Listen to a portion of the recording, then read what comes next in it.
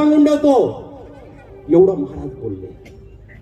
आणि महाराज त्या कुट्यामध्ये निघून गेले.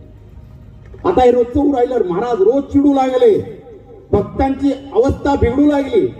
त्या बाळप्पा महाराजांनी पुढाकार घेतला आणि स्वामींना विनंती केली. स्वामी बोलले, बाळ्या मध्ये पडू नकोस. त्यावेळेस चोळप्पा महाराज, सुंदराबाई या सुद्धा स्वामींजवळ गेल्या होत्या, पण फरक काही पडत नव्हता. मग त्यावेळेस 3 दिवस पूर्ण झाल्यावर स्वामी महाराज त्याच्याकडे बघतच होते. तो रडून रडून मोकळा झालेला होता. स्वामी चुकलो चुकलो, स्वामी चुकलो, आता तरी क्षमा करा स्वामी, आता तरी क्षमा करा. आणि तो 3रा दिवस उजेडला. महाराज बसलेले होते आणि हा नारायण भटला स्वामी बोलवत आहे. नारायण इकडे. बोंबलला का? बोंबलून झालं तुझं? अरे आम्ही कुठे बसतो, आम्ही दगडावर काय, आम्हाला कोण मानतं?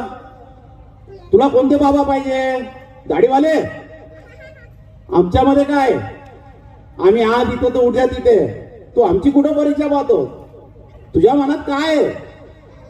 नारायणरावला पस्तावा झाला. स्वामी मी चुकलो, क्षमा करा हो स्वामी, क्षमा करा. मुखातून बोललेले शब्द मी माघार घेतो स्वामी.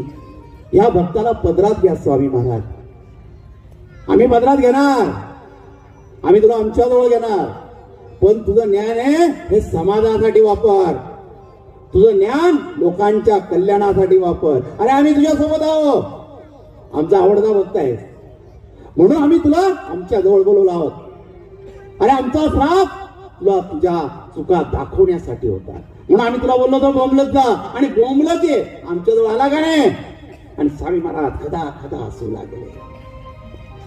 जेव्हा स्वामी महाराज हसू लागले, हा नारायण भट 8 ते 9 वर्ष स्वामींची सेवा अक्कलकोटला करत होता. नंतर त्याला स्वामींनी सोलापूरला पाठवलं आणि त्याने सोलापूरला जाऊन या महाराष्ट्रामध्ये स्वामी नामाची जी ज्योत लावली, की स्वामी नामाचा प्रचार केला, तो नारायण भटने केला.